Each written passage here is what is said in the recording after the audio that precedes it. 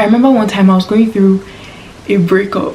I just wanted to listen to sad songs. But Satan does have many devices, and music is one of them. I'm pushing his agenda through music, media, movies, name it. I feel like deep down in all our hearts, we know this. You know, I see these TikToks about how, oh, when it gets to this lyric, I wouldn't sing it because, yeah, that's a bit crazy. Don't sing the whole song, just throw the whole song out, you know.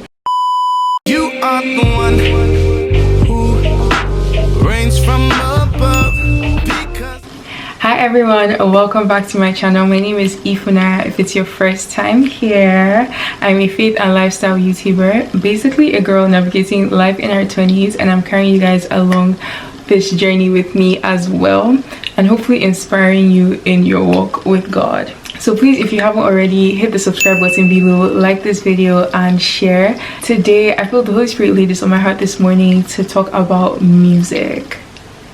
It's so interesting because thinking about this, I just remembered in my walk with God earlier on, music is one of the ways God has drawn me closer to him, has spoken to me. When I'm looking for a word, it's been a lot through music. And so it's so interesting that as much as this is a tool that God uses to pull us closer to him, to draw us into his presence, it is also a tool that the enemy can use to pull us even further away, right? The Bible does say that we are not unaware of the schemes and the devices of the enemy. Let me read the exact verse.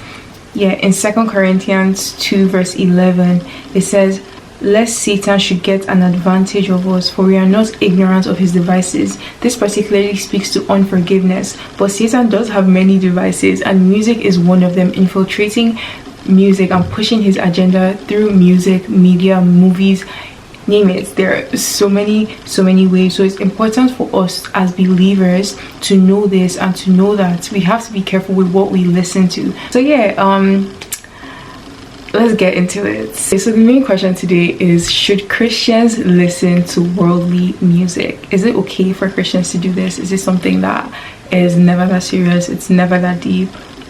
Let's find out. What does God's word have to say about this?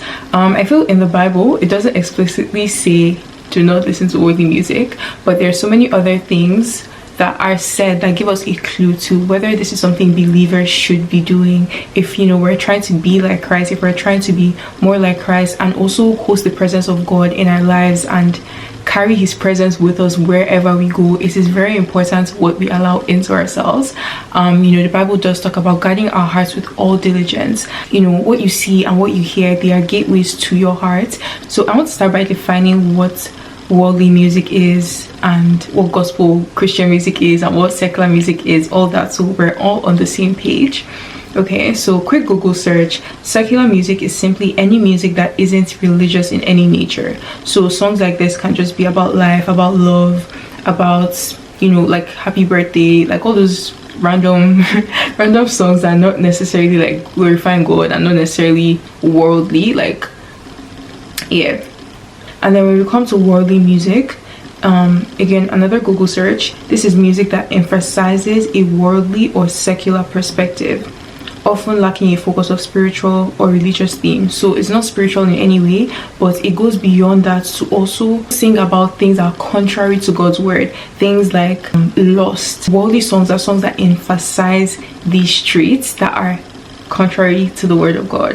I hope we're on the same page, right? Okay, so when it comes to gospel music, now there are different types of gospel music, but overall gospel music is music that firstly glorifies God, like through worship, or reminds us of who we are in Christ. At the end of the day, the overall goal of these songs are to pull us closer to God, or to remind us of who we are in God, or to encourage us, you know, with scripture.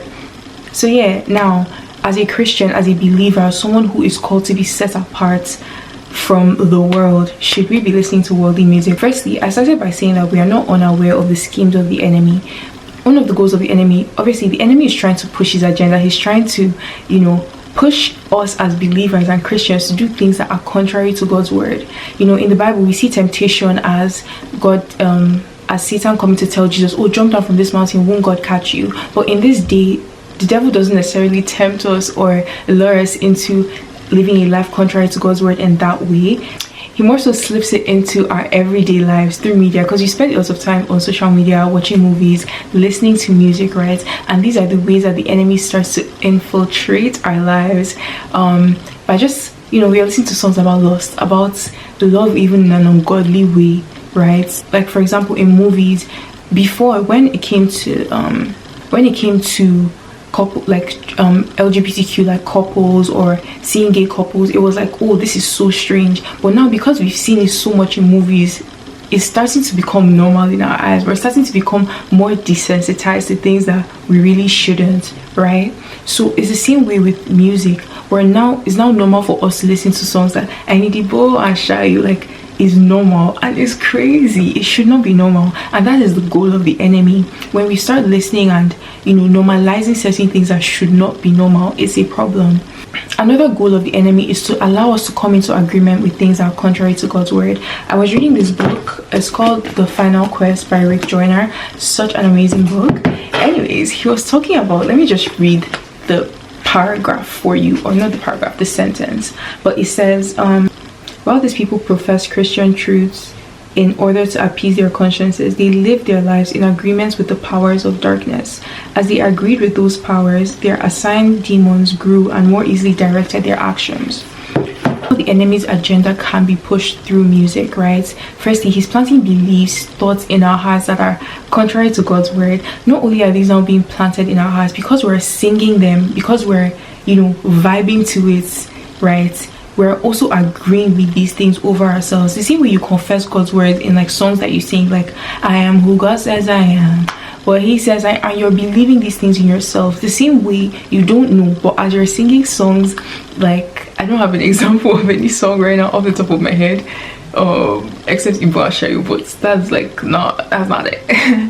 The same way as you're singing these songs, you're also confessing these things over yourself and coming to agreement with it. The Bible tells us that when we believe in God, we'll confess with our mouths. We believe in our hearts and confess with our mouths that Jesus is Lord. We will be saved. So confession, what you say with your mouth, what you say, is so important. There is life, the power of life and death is in your tongue.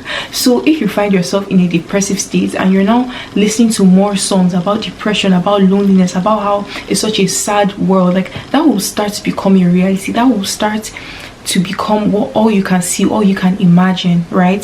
The same way when we start to listen to uplifting music, you just have a whole different perspective to life. And so that's why we have to be very careful with the songs that we listen to. A song is composed of the melody, and let's say there's a melody, which is like the beat, and the words. And a lot of times you can say, oh, I'm just listening to this song for the beat, I'm just listening to it for the melody, but the words of the song are still playing, and subconsciously you're meditating on those lyrics. Now, what are the things that most of these songs promote? These songs promote lust, vanity, promiscuity. In Galatians 5:19, it tells us, now the works of the flesh are evident: adultery, fornication, uncleanness, idolatry, sorcery, hatred, jealousy, selfish ambition, murder, drunkenness, all those things. These are the works of the flesh, things that God has told us to avoid, to stay away from, right? And when we're listening to songs that now glorify these things, and also pushing this agenda, like, oh, it's okay to have it's okay to sleep around, it's okay to engage in these activities. They are planting seeds in our hearts subconsciously, and that's the thing. You don't know how. I think it was a Mohbad and Chike song that literally says music does not need permission to enter your spirits. Music no need permission to enter your spirit, something like that. I know most of the lyrics just from social media, right? Just to say again, music does not need permission to enter your spirits. That is literally a word right there. So we have to be very conscious. The Bible says, if we live by the Spirit, let us walk in the Spirit. There are certain principles and there are certain standards that we have to live by to be able to walk fully in the Spirit, to be able to host the presence of God in us, right? I think from the very foundation, we need to understand that this world is not just vibes. Like, there's a spiritual component to almost everything that we do. Honestly, you think it's just vibes, like you're just watching a nice show, you're just listening to a nice song with nice melody, nice harmony, all that. But it is doing something in your heart that you cannot see with your physical eyes. Psalm 19 verses 14 says, may the words of my mouth and the meditations of my heart be pleasing in the sight of the Lord. When we're singing songs, when we're declaring these things, not only are we coming to agreements with them, and that also gives the enemy room for it to expand in our lives and even be more pronounced than it already was, but we're also meditating on these things. And these words, these songs that you're meditating on, are they glorifying God?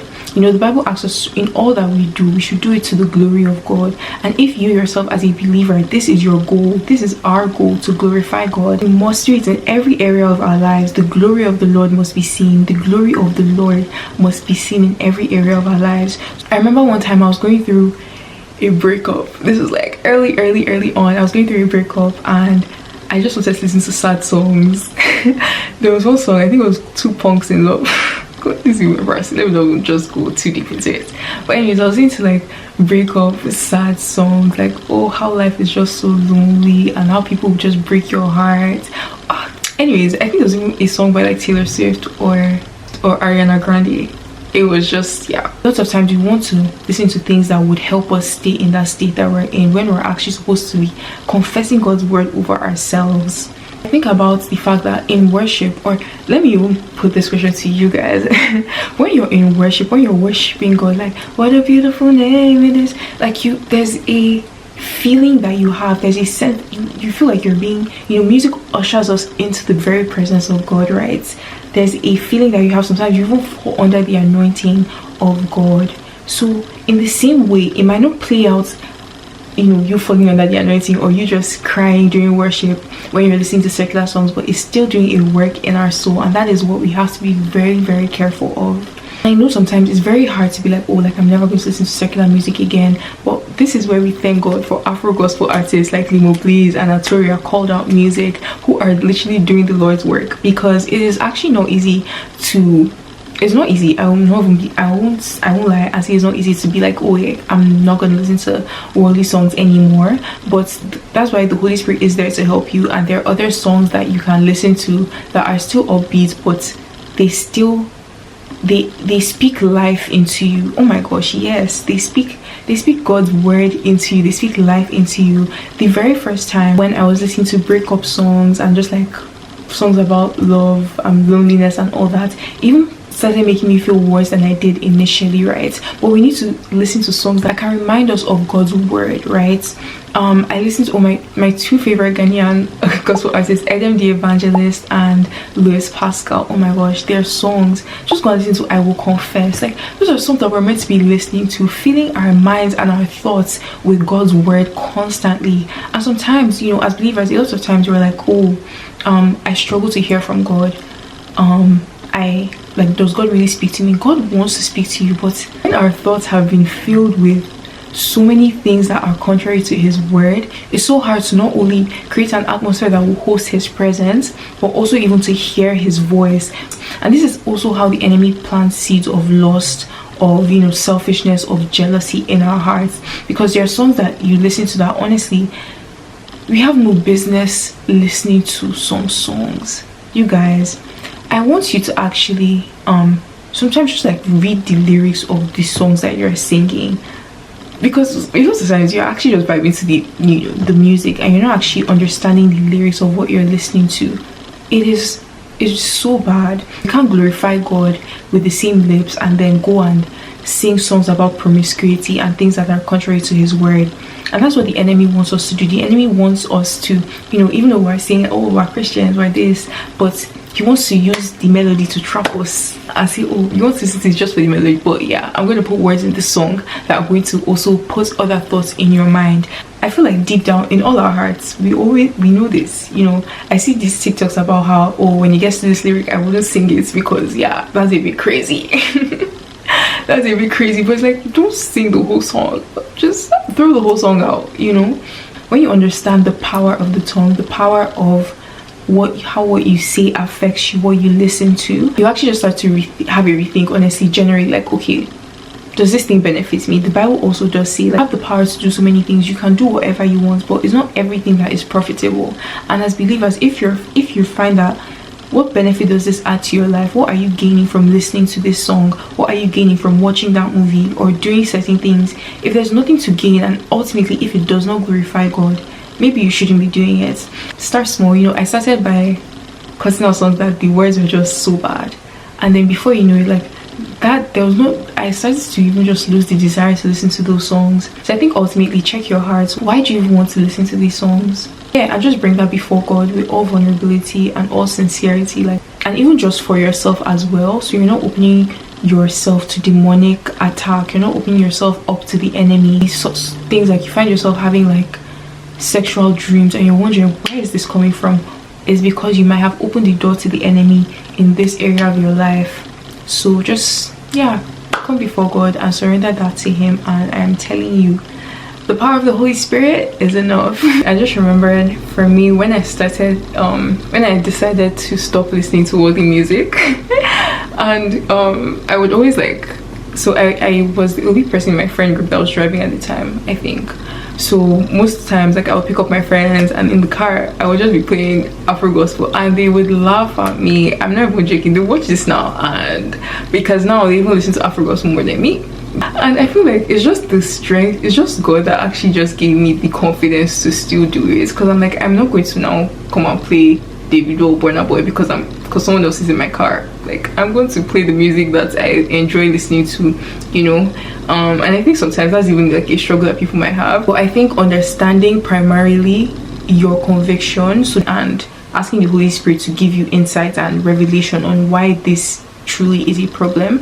And generally, honestly, as the more you grow in your relationship with God, your walk with God, there just comes to a point where you know that I have to let go of this thing. There are even things that God will ask you to let go of that are not necessarily wrong, that other people, other Christians, believers are doing, but for you particularly, he's like, yeah, you should let go of this. And that just comes down to us yielding to the Holy Spirit, yielding to the little nudge and promptings in our hearts to stop doing certain things. So even to someone that is scared of just, you know, being different and not wanting people to like laugh at you or mock you for what you're doing, at the end of the day, at the end of your life here on earth, you're going to have to answer to God.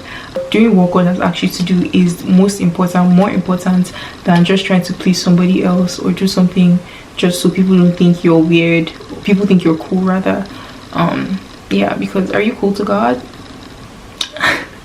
We're called to be the light of the world. We're now bringing things of the world into our own hearts. Anyways, I hope with these few points of mine, I've convinced you and not confused you that as a believer, as a born-again children of God, worldly music should not be our norm. And I just want to take a moment to pray for anyone who you feel like the Holy Spirit has been convicting you of what you're listening to, and just, you know, maybe how you just consume media generally, what you've been watching, and you're finding it hard to let go. I just pray right now that the Spirit of the Lord would give you understanding, give you discernment, the wisdom you need to know what to do at each appointed time, the wisdom you need to know what to watch, what to listen to, and just even the strength to stand out. I know a lot of times it can be scary to just say, oh, I'm not doing this, when everyone around you is doing it, but that is who God has called us to be. He has called us out of the world, and we need to live as ones who have been called out. So Holy Spirit, I ask, oh Lord, that you just work in the hearts of your people, your children right now, who are choosing to commit themselves to you in this way, to let go of a part of what seemed to be their lives, and just step up to this higher calling to glorify you in all that they do. Lord, it is not easy, but your grace is sufficient for us. Your power is made perfect in our weakness. Strengthen them, O Lord, help them in the name of Jesus. Amen. Thank you guys so much for watching. I hope you have been blessed by this video, and I will see you in my next video. Bye.